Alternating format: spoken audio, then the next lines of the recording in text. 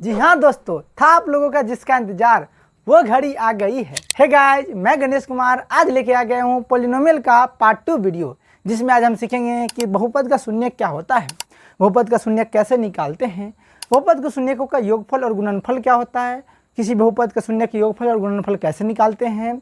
उसके बाद पढ़ेंगे बहुपद का भाग कैसे करते हैं। ऑल एक्सरसाइजेज के ऑल क्वेश्चन को सॉल्यूशन करने जा रहे हैं। तो बिना देर के वे स्टार्ट करते मजेदार वीडियो को। स्वागत है आप सभी का आपके अपने चैनल गोल फॉर बोर्ड में।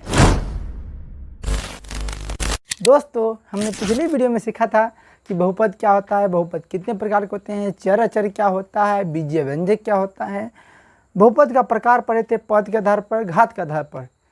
तो अगर आप मेरा फर्स्ट पार्ट वीडियो नहीं देखे हैं तो पॉलिनोमियल का फर्स्ट पार्ट वीडियो जाकर देख लीजिए, ताकि सेकंड पार्ट आपको अच्छी तरह से समझ में आए। आइए स्टार्ट करते हैं। इस पार्ट में हम सबसे पहले सीखेंगे कि बहुपद के शून्यक क्या होता है। आइए समझने की कोशिश करते हैं। तो बहुपद का शून्यक क्या होता है, जिसको इंग्लिश में कहते हैं जीरो ऑफ पॉलिनोमियल या रूट ऑफ पॉलिनोमियल। शून्यक को एक और नाम है, मूल भी इसको कह देते हैं। तो कि बहुपद का शून्यक होता क्या है, इसके लिए मैंने दो एग्जाम्पल्स पहले से ही ले लिया है बहुपद का, जिसमें समझाएंगे कि आपको बहुपद का शून्यक क्या होता है। तो दोस्तों, बहुपद का शून्यक क्या होता है, तो मेरे भाषा में किसी भी बहुपद में चर का ऐसा मान जिसको चर के जगह रखने पर उस पूरे बहुपद का मान 0 हो जाए, उस मान को ही, चर के उस मान को ही क्या कहते हैं, बहुपद का शून्यक। जैसे समझने के लिए हमने दो एग्जाम्पल्स यहाँ लिख लिया है। जैसे ये एक बहुपद है, तो x की जगह क्या रखेंगे कि इस पूरे बहुपद का मान 0 हो जाए। तो सर x की जगह 5 रखेंगे तो 5 में से 5 घटेगा तो क्या हो जाएगा, 0। तो सर x की जगह जो रखे जिसकी वजह से पूरा बहुपद 0 हो गया, इसी मान को इस बहुपद का क्या कहेंगे, शून्यक कहेंगे। एक और एग्जाम्पल लिखें यहाँ। अच्छा, ये कौन सा बहुपद है, रैखिक बहुपद है। बिल्कुल सही बोले आप। अच्छा, ये बहुपद देखिए, इस बहुपद का शून्यक क्या होगा, x की जगह वह मान जिसको रखने पर पूरा बहुपद 0 हो जाए, उस मान को ही क्या कहते हैं, बहुपद का शून्यक। आइए देखते हैं यहाँ क्या होगा। तो यहाँ क्या रखेंगे जो पूरा बहुपद 0 हो जाए, सर 2 रखेंगे तो 2 2 4 हो जाएगा, नहीं होगा सर 2 माइनस में रखिए, 2 माइनस में, इससे क्या होगा, 2 रुपया कर्जा और 2 रुपया पास में, कर्जा वाला दे दिए तो क्या हो जाएगा, 0। तो पूरा बहुपद क्या हो गया, 0। तो चर का वह मान जिसको चर के स्थान पर रखने पर पूरा बहुपद 0 हो जाए, चर के उसी मान को क्या कहते हैं, बहुपद का शून्यक। तो हमने बहुपद के शून्यक को समझ लिया है। अब किसी भी बहुपद का शून्यक कैसे निकालते हैं, आइए उस चीज़ को समझते हैं। तो जैसे ये एग्जाम्पल्स हैं, इसी एग्जाम्पल्स को समझ लेते हैं। तो किसी भी बहुपद के शून्यक को निकालने के लिए सबसे पहले आपको क्या करना है, जिस बहुपद का शून्यक निकालना है सबसे पहले बराबर 0 लिख देना है। क्यों, क्योंकि हमको उसको किसके बराबर लाना है, 0 के बराबर। तो जिस बहुपद का शून्यक निकालना हो, आप सबसे पहले क्या लिख दीजिएगा, बराबर 0। जैसे एक एग्जाम्पल देते हैं रैखिक बहुपद का ही, मान लेते हैं एग्जाम्पल से 2x + 5। इसका शून्यक निकालना है। सर नहीं पता है क्या होगा, कैसे निकालना है, तो कैसे निकालेंगे, सबसे पहले क्या करेंगे, बराबर 0 लिखेंगे। क्या लिखेंगे, बराबर 0 लिखेंगे। तो आइए ये लिखेंगे 2x + 5 बराबर 0। अब ये समीकरण जैसा बन गया है, तो इसको ऐसे हल करेंगे। 2x ये प्लस में उधर जाएगा तो माइनस में, 2 इधर गुना में, उधर जाएगा तो भाग में। यहाँ से x बराबर निकल गया -5/2, अर्थात x की जगह -5/2 रखने पर इस पूरे बहुपद का मान क्या हो जाएगा, 0 हो जाएगा। चेक करते हैं बात सही है कि गलत है। तो x की जगह 2x की जगह रखिए तो -5/2 + 5, क्या पूरा बहुपद का मान 0 होता है या नहीं होता है। तो ये 2 से 2 खत्म, ये -5 + 5 बराबर हम लोग क्या 0 आ गया। हाँ बिल्कुल आ गया, क्योंकि 5 रुपया कर्जा 5 रुपया पास में दे देंगे तो क्या बचेगा, 0 बचेगा। तो किसी भी बहुपद के शून्यक को निकालने के लिए सबसे पहले क्या करेंगे, बराबर 0 लिखेंगे। तो ये तो था रैखिक बहुपद का शून्यक निकालना, जो बहुत ही आसान है। बस बराबर 0 लगाइए, रैखिक समीकरण की तरह बन जाता है, उसको समीकरण की तरह हल कर दीजिए। अब आइए समझते हैं कि द्विघात बहुपद का शून्यक कैसे निकालते हैं। तो दोस्तों, किसी भी द्विघात बहुपद का शून्यक निकालना रैखिक बहुपद की तुलना में थोड़ा डिफिकल्ट है, लेकिन बहुत ही आसान है। मैं आपको शॉर्ट ट्रिक के साथ सिखाऊंगा, तो बस आप वीडियो में अंत तक बने रहिए, मैं आपको अच्छी तरह से सिखा के जाऊंगा। तो आइए स्टार्ट करते हैं। आपको समझाने के लिए हमने पहले से एक एग्जाम्पल लेके रखा है। तो किसी भी बहुपद का शून्यक आपको निकालना हो तो सबसे पहले क्या करेंगे, बराबर 0 लगाएंगे, लिख करके x² - 2x - 8 बराबर 0। उसके बाद क्या करना है सर, उसके बाद किसी भी द्विघात बहुपद को हल करना हो तो आप ये 4 स्टेप का पालन कीजिए।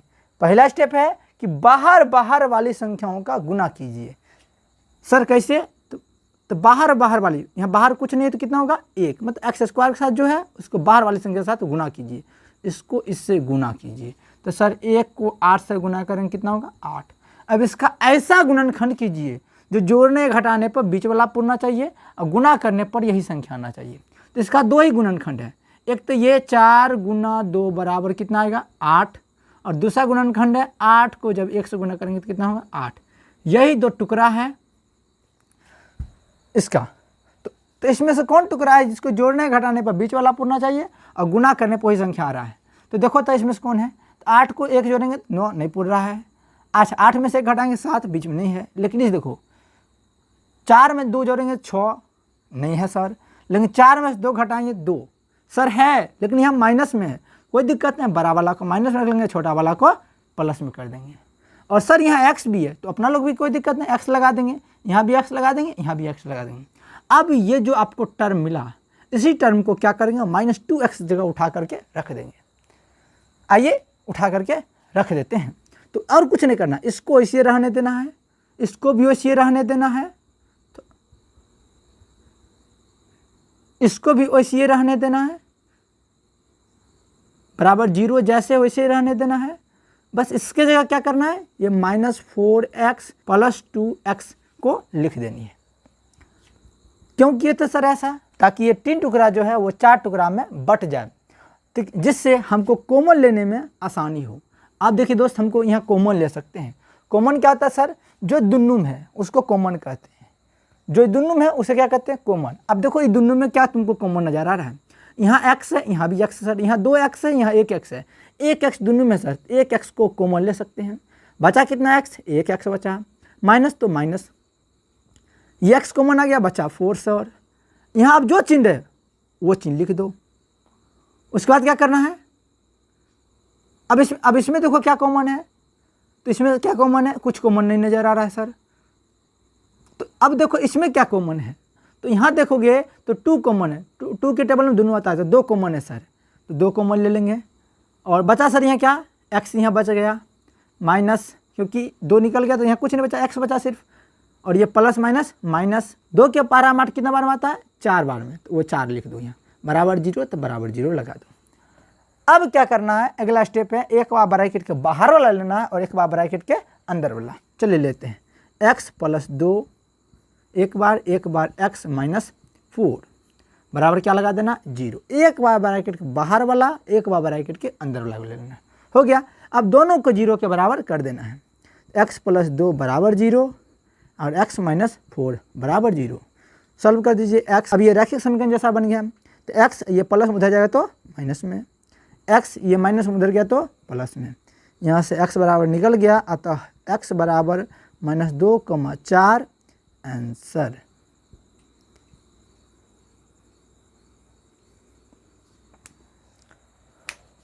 तो इस प्रकार आप किसी भी द्विघात समीकरण को हल कर सकते हो। एक बार क्या करते हैं, स्टेप का रिवीजन करते हैं कि हमने क्या क्या किया। तो सबसे पहला स्टेप का आपको क्या करना है, कोई भी द्विघात बहुपद दे दे, सबसे पहले बराबर 0 लगाएंगे। उसके बाद क्या करेंगे सर? उसके बाद क्या करेंगे, बाहर बाहर वाली संख्याओं का गुना करेंगे। इट मीन से एक्स स्क्वायर के साथ जो होगा अचर पद जो होगा उसको गुना करेंगे। गुना करने पर जो आए उसका टुकड़ा करेंगे, ऐसा टुकड़ा करेंगे जो जोड़ने घटाने पर बीच वाला आना चाहिए, गुना करने पर वही संख्या आना चाहिए। तो हमने देखो ऐसा टुकड़ा पकड़ा, सर एक्स भी चाहिए था तो एक्स लगा दिए, माइनस चाहिए था तो बड़ा वाला को माइनस, छोटा वाला को प्लस रख के कर लिए। सर ये टुकड़ा भी कर लिए। अब क्या करेंगे, टुकड़ा को जैसे लिखोगे तो तुम 4 टर्म में वो बन जाएगा, 3 टर्म, कितना टर्म में वो कन्वर्ट हो जाएगा 4 टर्म में। अब क्या करना है, उसमें 2 का पेयर लगा के देखना है इसमें क्या कॉमन है। जो कॉमन है उसको बाहर निकाल लेना है, जो बच गया उसको अंदर लिख देना है। यहाँ जो चिन्ह है उसको वहाँ एज इट इज उतार देना है। अब इस दोनों में जो कॉमन है बाहर निकाल देंगे, जो बच गया लिख देंगे। अब एक बार ब्रैकेट के बाहर वाला और एक बार ब्रैकेट के अंदर वाला, अब बराबर क्या लिख देंगे 0। अब क्या करेंगे, दोनों को 0 के बराबर रख के सॉल्व कर लेंगे, यहाँ से आपको x का मान निकल जाएगा। तो दोस्तों अगर आप द्विघात बहुपद का शून्यक निकालना सीख गए हैं तो आप इस द्विघात बहुपद को सॉल्व करके हमारे फेसबुक चैनल पर भेज सकते हैं या इंस्टा चैनल पर भेज सकते हैं। मैं आपका पर्सनली आपके आंसर को चेक करूंगा, या आप आंसर को कमेंट में भी लिख सकते हैं, मैं आपके आंसर को पर्सनली देखूंगा और तो आइए अब आगे बढ़ते हैं। फ्रेंड्स, क्या आपने एक बात नोटिस किया कि रैखिक बहुपद था तो उसका एक शून्य आया था, इट मीन से x का एक मान आया था, लेकिन द्विघात बहुपद में x का कितना मान आया?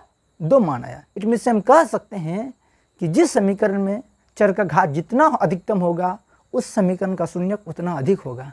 अगर आपसे कोई पूछे कि एक बहुपद है जो त्रिघात बहुपद है तो उसके अधिकतम शून्यकों की संख्या कितना होगा, तो आप क्या बोलोगे? 3 होगा। इस प्रकार आपको कोई भी बहुपद दे दे, आपको अगर उसका अधिकतम शून्य की संख्या पूछे आप तुरंत बता दोगे।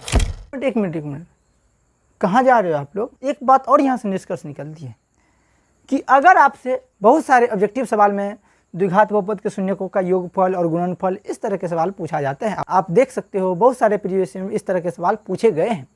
तो इस तरह के सवाल को लेकर सर क्या करना पड़ेगा? ये हमको सबसे पहले द्विघात बहुपद का शून्यक निकालना पड़ेगा और फिर दोनों का योगफल करना पड़ेगा या दोनों का गुणनफल करना पड़ेगा? तो नहीं दोस्तों, इसके लिए भी शॉर्ट ट्रिक है, इसके लिए भी कुछ फॉर्मूला है। तो आइए अब उन फॉर्मूला को हम समझते हैं कि किसी द्विघात बहुपद के शून्यक का योगफल और गुणनफल कैसे निकालते हैं। तो इसके लिए सबसे पहले इसके शून्यक का थोड़ा नामकरण करते हैं। दोस्तों, जैसे गांव घर में भी किसी की शादी होती है तो उसके बच्चे पैदा होते हैं और क्या होता है, इससे अपने बच्चे का भी नामकरण करता है। फलाना का नाम चिंटू है, ये बंटू है, ये छोटू है ना, इस तरह का नामकरण करते हैं। ठीक उसी प्रकार इसकी अपना लोग अभी क्या किए हैं, शादी की हैं, तो इसके भी 2 बच्चे पैदा हुए हैं। इस दोनों का नाम रखेंगे अपना लोग, एक का नाम रखेंगे अल्फा और एक का नाम रखेंगे बीटा। और अगर आपसे कोई पूछे कि अल्फा और बीटा का जोड़ बराबर क्या होगा, तो आप बोलना कि माइनस एक्स के साथ वाला, माइनस एक्स के साथ वाला। अच्छा, एक चीज और, द्विघात बहुपद का क्या व्यापक रूप जानते हो? यह होता है। अगर आप ये नहीं जानते हो तो मैंने इसके बारे में पिछली वीडियो में बता रखा है, जाकर के आप पिछली वीडियो को भी देख के समझ सकते हो। फिलहाल यहाँ थोड़ा समझ लेते हैं कि ये है द्विघात बहुपद का व्यापक रूप। व्यापक रूप मतलब होता है फर्मा, जिसमें आप ABC का मान रख करके आप द्विघात समीकरण को थोप के बना सकते हो। तो एक्स स्क्वायर के साथ वाला को क्या कहते हैं? ए कहते हैं। बस मुझे ये बात समझनी थी कि एक्स स्क्वायर के साथ वाला क्या कहते हैं? ए कहते हैं। एक्स के साथ वाला को बी कहते हैं और जो अचर पद है, छुच्छे अकेला है, उसको सी कहते हैं। तो अगर आपसे कोई पूछे कि दोनों शून्य के योगफल बराबर क्या होगा, तो बोलेंगे माइनस होगा और एक्स के साथ वाला होगा, तो एक्स के साथ क्या है? बी, तो बी होगा बट्टा एक्स स्क्वायर के साथ वाला होगा। अगर आपसे कोई पूछे कि द्विघात बहुपद के शून्यकों का योगफल अगर हमको निकालना है, कोई बहुपद दे दिया द्विघात बहुपद शून्य के योगफल पूछे तो कैसे निकालिएगा, तो आप कहिएगा माइनस होगा, बी लिख देंगे बटा क्या लिख देंगे? ए लिख देंगे, आपको द्विघात बहुपद का शून्य का योगफल निकल जाएगा। इसी प्रकार अगर आपको गुणनफल निकालना हो किसी द्विघात बहुपद का, तो अचर पद जो है छुच्छे वाला उसको ऊपर लिखेंगे और बटा एक्स स्क्वायर के साथ जो है उसको नीचे लिखेंगे, और यहाँ से आप द्विघात बहुपद का गुणनफल भी निकाल सकते हो, जिसको अगर शॉर्ट बोले तो अल्फा इंटू बीटा। अब भाषा में बोले तो द्विघात बहुपद के शून्यकों का गुणनफल और द्विघात बहुपद के शून्यकों का योगफल। फॉर्मूला हो जाएगा alpha minus alpha plus beta बराबर माइनस बी बट्टे ए और अल्फा इंटू बीटा बराबर सी बट्टे ए। तो दोस्तों लगे इस पर भी एक क्वेश्चन बना लेते हैं, आप भी क्या याद रखोगे। आइए इस पर भी एक क्वेश्चन बना के देख लेते हैं कि आप सीख पाए या नहीं सीख पाए। इसी क्वेश्चन को ले लेते हैं, क्या आप ज़्यादा क्वेश्चन लोगे? इसी क्वेश्चन को ले लेते हैं, थोड़ा बोर्ड को पहले क्लीन कर लेते हैं, फिर आगे हम पढ़ेंगे। तो दोस्तों हम इसी द्विघात बहुपद का आपको शून्य का योगफल और गुणनफल निकाल करके दिखा देते हैं। कैसे निकालते हैं, तो जैसे ये द्विघात बहुपद है, आपको इसका शून्य का योगफल और गुणनफल पूछे तो सबसे पहले शून्य के योगफल को किससे सूचित करते हैं? शून्य के योगफल मतलब दोनों बेटा का जोड़, तो अल्फा और बीटा का जोड़। क्या होता है फॉर्मूला सर? माइनस लिखिए एक्स के साथ वाला को मतलब बी बटा एक्स स्क्वायर के साथ वाला को ए, ये सर इसका फॉर्मूला होता है ये। और इसको अब हल करते हैं, चलो अल्फा प्लस बीटा बराबर माइनस बी कितना है बुआ? तो बी है सर 2। नहीं, अगर माइनस के साथ है तो माइनस के साथ बोलेंगे, क्यों? क्योंकि व्यापक रूप में प्लस होता है, तो इसलिए माइनस के साथ बोलेंगे। तो यहाँ बोलेंगे माइनस 2 माइनस, और बी का मान अगर माइनस में है तो माइनस के साथ बोलेंगे बटा ए कितना है सर? कुछ नहीं है सर, नहीं है कुछ नहीं है, तो इसमें से 1 छिपा हुआ है, तो बटा के नीचे कितना होगा? 1। इसको हल करो, माइनस माइनस प्लस 2 अब बटा कितना? 1 और बराबर कितना हो जाएगा? 2, क्योंकि बटा के नीचे 1 गायब हो जाता है। तो शून्य के योगफल कितना निकल जाएगा? इस बहुपद के शून्य के योगफल कितना निकल जाएगा? 2।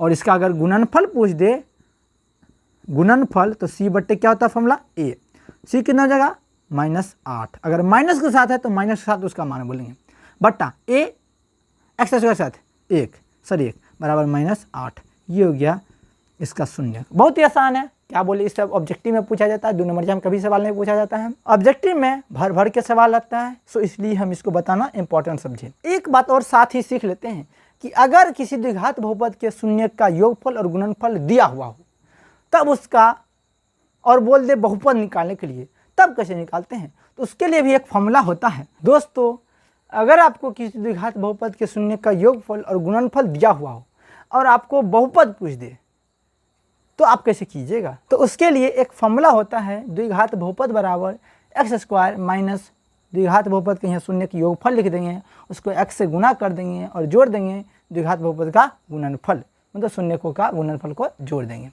तो फॉर्मूला कुछ इस तरह से बोलेंगे, द्विघात बहुपद बराबर x² minus alpha plus beta into x plus alpha beta.